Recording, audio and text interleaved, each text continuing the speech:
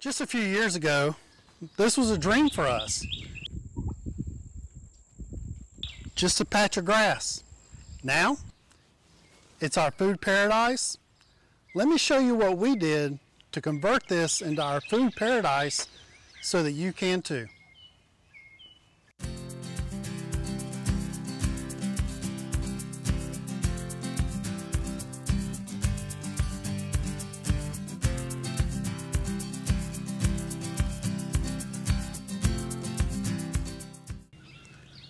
Seven years ago, this is where it all started for us. Just this 2-acre plot of land. And this is where we decided that we were going to plant our orchard, build our garden, and this was going to provide the food for us. But since that 7 years, we've expanded, we've grown, we've taught ourselves a few things. Let's talk about some of the things that we learned along the way to kind of help you plan if you also want to have a little food paradise with an orchard and a garden. All right, since we only had this one little plot of land to work with, I had to really intensify all the different fruits that I was wanting to put into my orchard. The reason we decided to even start with an orchard is because we wanted fresh, organic, pesticide-free fruits, and we wanted flavor profiles that you just can't find at the supermarket. We wanted pluots. You can't just go to your local store and get all the different flavors of pluots that I have grafted on this tree. And I originally grafted about 10 different flavors. So you come up to this tree, and it just happens to be right now that our pluots are getting ripe. Nice and juicy. And there's not a plum on the market that you can taste that tastes just like this fresh spring satin pluot. But I also wanted pluaries, so I grafted in right in here some pluaries on this tree. So that covered this rare variety of fruit as far as pluots. Right here behind me is the shell apple. This shell apple happened to be developed in the same county that I'm living in, and it was developed back in the 1800s.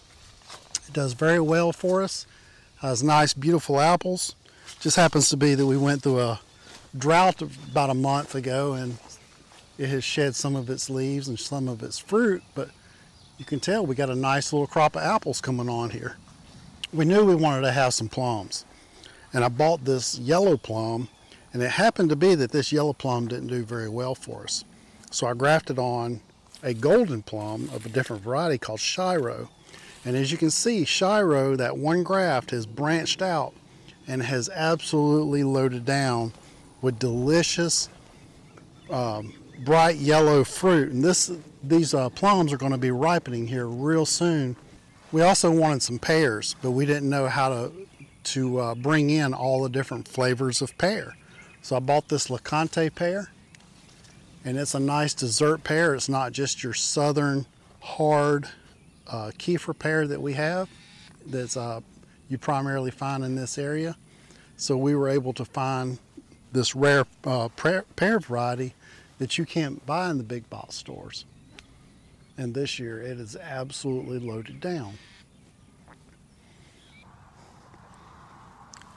Right behind me here is my pear tree that I grafted all my rare pear varieties onto.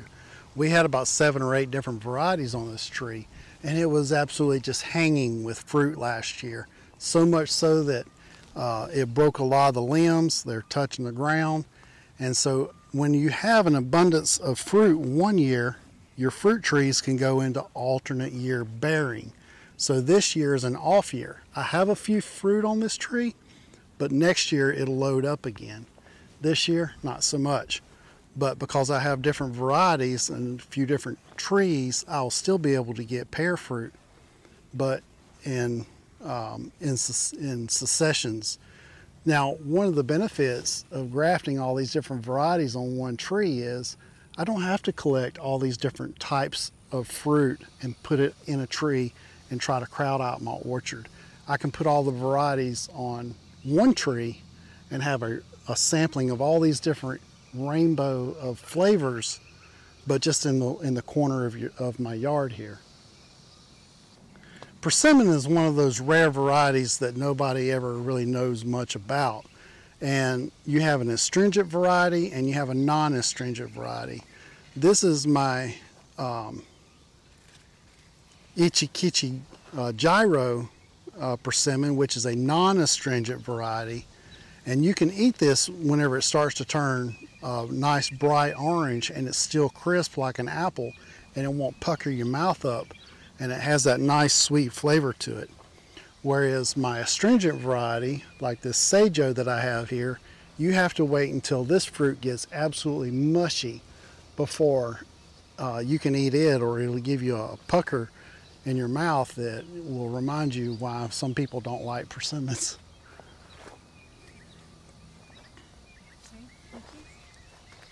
We got a couple different varieties of peaches here.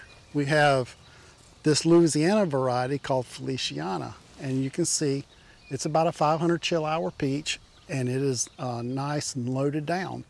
We had some of the lower chill hour peaches that grow better in more southern climates. The Florida King varieties, they don't do as good up here, and when we plant those, they tend to not be as happy and they'll die off. And it's the same way with our apple varieties that we tested. So you always want to make sure that you're testing different varieties to see what grows good. Always go with something that you know is going to grow with in your area first, to make sure that you're going to get a plant that's happy and it's going to produce fruit for you. And then plug in different fruits here and there that you want to test out and see how it performs in your area. We also have this Texas variety of peach called Sam Houston, and it complements Feliciana and blooms about the same time. A little bit different region. It doesn't grow as big as Feliciana, but it's happy here. I think it tends to like a more drier climate. This area of land that you see here was our first garden. This is where we first decided that we were going to raise our vegetables, our tomatoes, our okra, our corn, our onions, and our carrots. And we built these initial raised beds so that we could garden at a waist level. We found out how much work it was to build those gardens, so we went with border beds that were just directly in the ground. And for a few years, that was great. It was beautiful. It worked for us. And we produced a ton of food out of this garden. And then later on, the weeds started setting in. It was harder to maintain. The wood doesn't look as pretty this year as it did in previous years. And we had started a garden in the back, doing row crops in the ground back there. We found out it was just easier to maintain that back there. So we're going to repurpose this little plot of land here. We're going to continue to produce food on this land, but we've got something a little bit different for you. In future videos, you'll find out what we end up doing with this. All right, right along the edge of our property here, we decided to put in some of our understory plants, like this pawpaw. Pawpaws, if you notice in the wild, they tend to grow at the edge of a forest. Well, this kind of emulates what an edge of the forest is, because we've got these pecan trees overhead that provide shade off and on throughout the day. And you can see our pawpaw that we have here is very happy, and it's sent runners, and it's come up over here. We've got another one over here, and these are seedlings. So these are seedlings from named varieties. So this is not exactly the high dollar varieties, but we will get good fruit from this. And as you can see, we've got a few pawpaw that are hanging on the tree this year, and we're going to be able to sample. I did graft in a couple of named varieties onto this tree so that we can get some cross-pollination, because pawpaws, they will not self-pollinate. You can't have just one variety. You have to have a different variety to pollinate with. So just underneath the edge of a canopy, you should put in your understory plants, which means pawpaw, elderberries grow at the edge of a food forest, possibly even blueberries are good. And then we have this grapevine here, and our grapevines are very happy. This is our scuppernongs.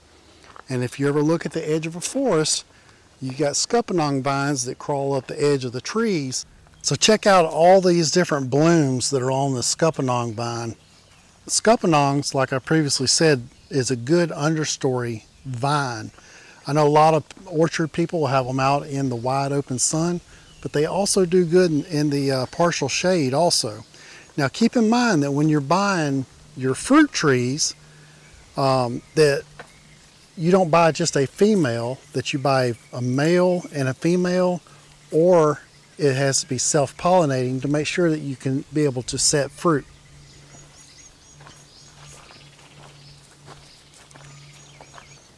So as we're coming on down, we've got another grapevine that's down here, and this variety is called Blanc de Beau. But this is a variety that's resistant to a lot of the viruses and diseases that the South is known for as far as bunching grapes. This is a white table grape variety, so we're looking forward to making jams and jellies out of this. You could also make wine out of this if that's what you're into. That's not what we use it for. We use it mostly for fresh eating, for table grapes and jams and jellies.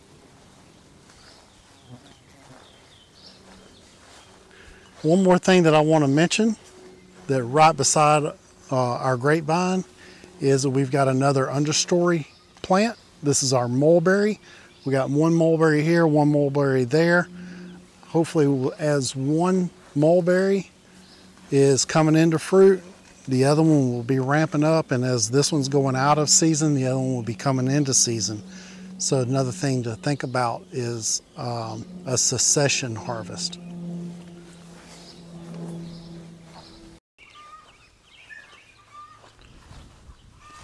One of the other things to consider whenever you're planting out your plants is we have this south-facing wall of this barn. So we can utilize this, that during the winter, this will help give off heat, and it also helps shed off those really cold freezing winds, so that we can get a microclimate that we can kind of get our citrus and our avocados through a cold spell, so that we can bear fruit on some cold sensitive varieties. I mentioned earlier about the pollination with the self-pollinating female and males. There's another type of pollen for pollination that other plants have, such as avocados, and that's a type A and a type B pollen. A type A avocado will not pollinate another type A pollen avocado. You need a type A and a type B to cross-pollinate properly for the avocados. So do a little bit of research before you decide to just pick some plants to make sure that they will properly cross-pollinate with each other. All right, now we've got a series of blueberry plants here. Happens to be that each one of these blueberries is a different variety. Some of them are also different categories. We have high bush varieties and we have rabbit eye varieties, because we're right in that sensitive zone where we can kind of grow both. Now, one of the things to consider, and we've kind of mentioned this in previous, is succession harvesting. As one blueberry is setting fruit, the other one's blooming. As one is going out of season, another one's coming in. So consider an early variety, a mid-season variety, and a late season variety when you're planning out what during those types of fruit that you want to add. So you can get a window of a blueberry harvest over several months if you plan that out properly. All right, so as we mentioned earlier, we did the in-ground garden up there. It really wasn't working for us with the raised beds and the wooden structures. We decided to try the row garden. So we have this in-ground row garden here. And now we've spaced our rows 3 feet apart, so I can run the tiller through there and keep the weeds out, and it's working really well for us. Just this morning we've harvested out squash. Yesterday we got potatoes.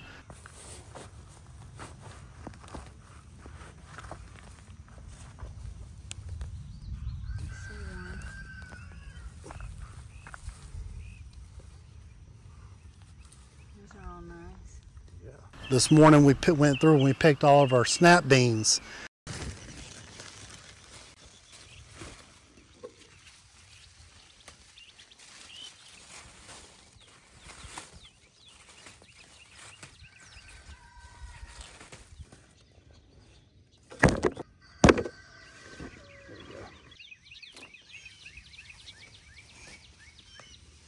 And then it won't be long and we'll have our corn, our pumpkins, and we've got cucumbers to be ready in a day or two also. So you can grow a lot of food just for a family of 2 to 3 in a little small backyard plot of land for your annual vegetables. And this is probably key as far as growing food that gets us from year to year. We grow a year's worth of squash, onions, carrots, green beans, and other vegetables that we put up, tomatoes and stuff like that, that will carry us from year to year. And we get a lot of nutrition out of this one little plot of land. Because we have livestock guardian dogs, they like to get out into the dirt and dig. So we've put up fencing. Fencing keeps out your local dogs, and it also helps keep out any of the critters coming in, and just kind of helps them protect a little bit better. If you get deer into your yard, you have another row of fencing, maybe it'll help deter them. So you saw previously where we first started our grapevines, but now that we have this new property, we've extended the amount of grapes that we have that we're growing. So we've got this Tom Cord seedless grape. A little further down, we've got Southern Home Muscadines, which is a hybrid variety of a grape. And then we have a seedless Scuppernong. And then we have some other new varieties of Scuppernongs that were just released. So we've got different flavor profiles, we've got different harvest seasons, and we've got completely different grapes altogether that we're growing on this orchard. So as we come a little further down, we've got our kiwi growing up on this vine. We've taken our trellis, we've transitioned over to 5 wires on the same trellis system, and then we'll let our kiwi spread over all 5 wires down this way. So we've got a hardy kiwi. We happen to have the Ken's Red here. We've got Sweet Jenny, which is a fuzzy kiwi, just like you'd buy at the store. The nice golden interior. And then we're going right back to the hardy kiwi, which are the little fuzzless kiwi berries.